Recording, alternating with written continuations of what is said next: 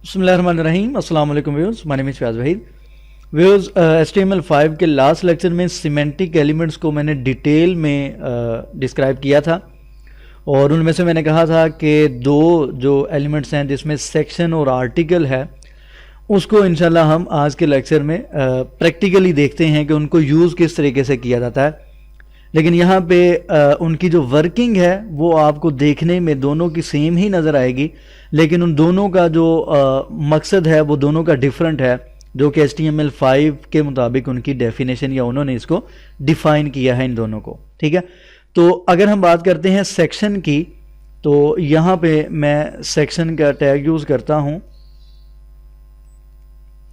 Section ये opening tag और ये क्लोजिंग टैग, और यहाँ पे फॉर एग्जांपल हम यहाँ पे एक हेडिंग यूज़ कर लेते हैं H2 के नाम से, और यहाँ पे कोई भी आप नेम दे दें HTML5 फॉर एग्जांपल। ठीक है, और यहाँ पे फ़र्ज़ करें एक पैराग्राफ में यूज़ कर लेता हूँ और पैराग्राफ में कुछ भी राइट कर लें। HTML stands for hypertext markup language. For example ये मैंने राइट कर लिया है, इसी को यहाँ से 2-4 दफ़ा कॉपी पेस्ट कर लें।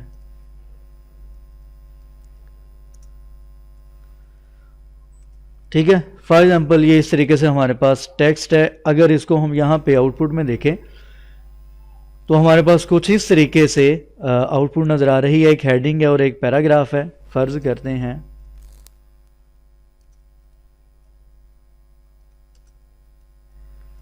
मज़ीद यहाँ पे टेक्स्ट ऐड कर लिया है इस तरीके से। ठीक है, ये क्या है, एक सेक्शन बन गया, एक हेडिंग है और उसके बाद मैंने यहाँ पे एक पैराग्राफ यूज़ किया। उसके बाद आप कोई एंकर टैग यूज़ कर सकते हैं, कोई इमेज यूज़ करते हैं या कोई लिस्ट यूज़ कर सकते हैं, कोई भी चीज़। बेसिकली सेक्शन का काम क्या है, ग्रुपिंग कंटेंट को ग्रुप के तौर पे, जैसा कि डिव काम कर रही थी, वो उसका मैं जिक्र इस वजह से कर रहा हूँ कि आपको लगेगा ऐसे ही कि डिव को भी हम इसी मकसद के लिए यूज़ कर रहे थे, तो यूज़ हम कर रहे थे इसी मकसद के लिए, लेकिन दोनों में फ़र्क है। ठीक है, डिव को आप कहीं और भी यूज़ कर सकते हैं, और जो डिव है वो उसमें क्या होता है, एक डिव का दूसरी जो डिव है उसके साथ कोई भी लिंक वगैरह नहीं होता। जबकि जो सेक्शंस होते हैं ये एक सिस्टमेटिकली एक तरतीब के साथ एक सेक्शन के बाद दूसरा सेक्शन वो उसके साथ लिंक होता है। इसी तरीके से नेक्स्ट सेक्शन, एक ब्लॉक में डिफरेंट सेक्शंस हैं वो एक दूसरे के साथ लिंक होते हैं। तो बेसिकली ये थोड़ा सा डेफिनेशन के पॉइंट ऑफ व्यू से डिफरेंट है, वर्किंग के लिहाज से आपको मे भी ये सेम ही नज़र आ रहा हो। अच्छा, इसी तरीके से नेक्स्ट एक और मैं यहाँ पे सेक्शन क्रिएट कर लेता हूँ। फॉर एग्जांपल इसी को बल्कि एक अलग से कर लेते हैं।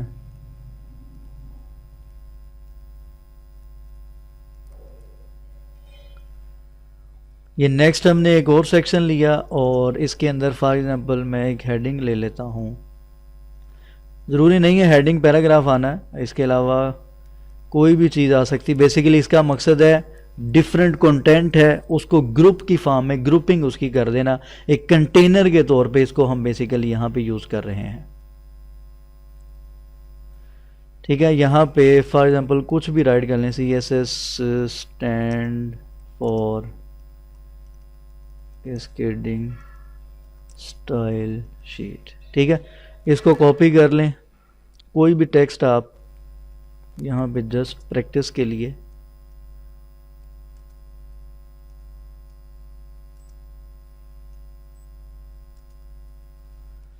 इसको सेव करें, रिफ्रेश करें, तो इस तरीके से आप देख सकते हैं बिल्कुल वाज़े आपको ये चीज़ नज़र आ रही है।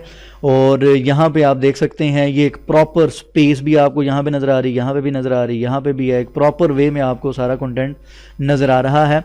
तो ये बेसिकली जो सेक्शन का एलिमेंट है, सेक्शन का टैग है, ये ऑटोमेटिकली आपका जो कंटेंट है उसको ग्रुपिंग की फॉर्म में एक प्रॉपर वे में यहाँ पे शो कर रहा है। ठीक है, तो हम यहाँ पे क्या करते हैं, यहाँ पे कमेंट में राइट कर देते हैं। फॉर एग्जांपल यहाँ पे मैं राइट कर देता हूँ, कुछ भी राइट कर दें, फॉर एग्जांपल मैं राइट कर देता हूँ ब्लॉक 1, ठीक है,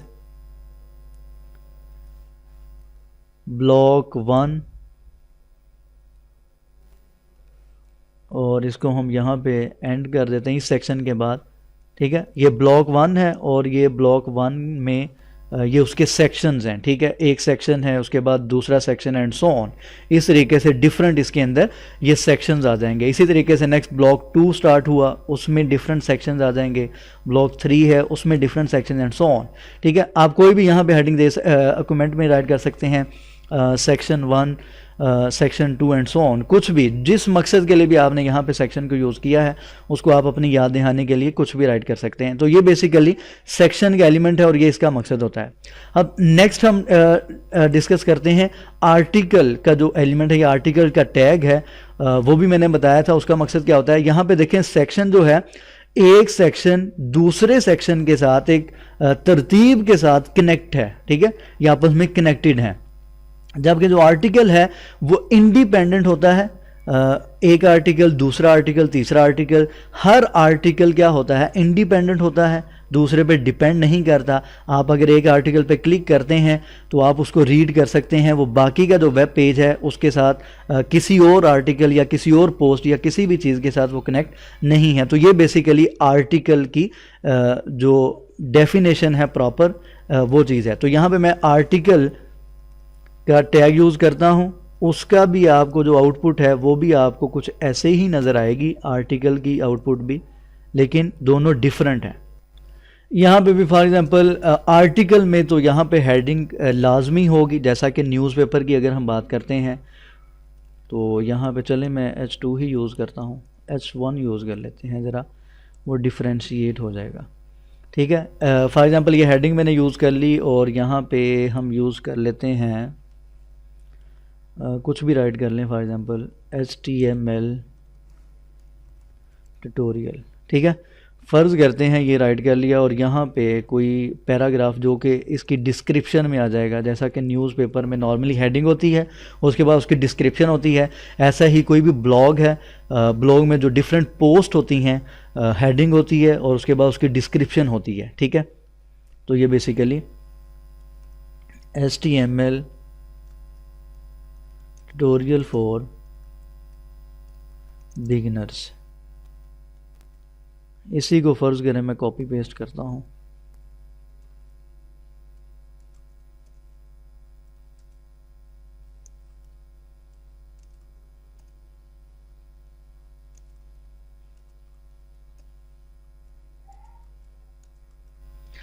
ठीक है, इसको यहाँ पे सेव करें और अगर इसकी हम आउटपुट देखते हैं तो कुछ आपको वो देखने में आपको ये सेम ही चीज़ नज़र आएगी, ठीक है, सेक्शन भी और आर्टिकल भी, लेकिन डेफिनेशन के मुताबिक और वर्किंग के मुताबिक ये दोनों चीज़ें डिफरेंट हैं, ठीक है।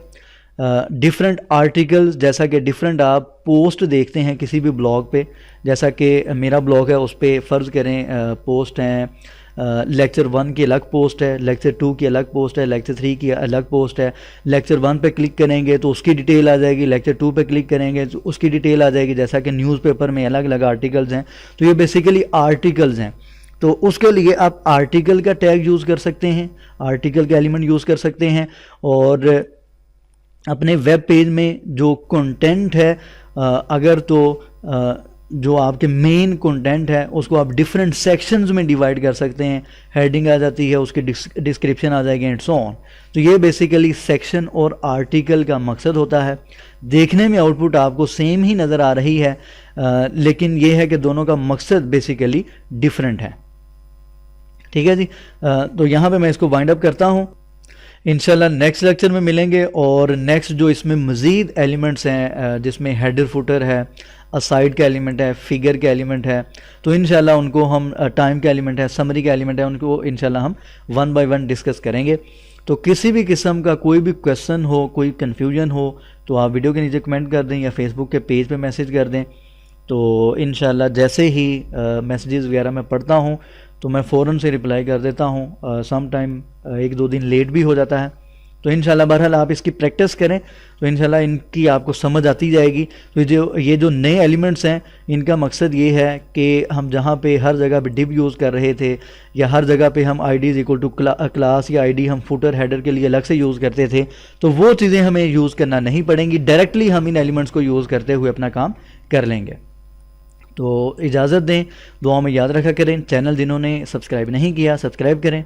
अल्लाह हाफ़िज़ नासिर।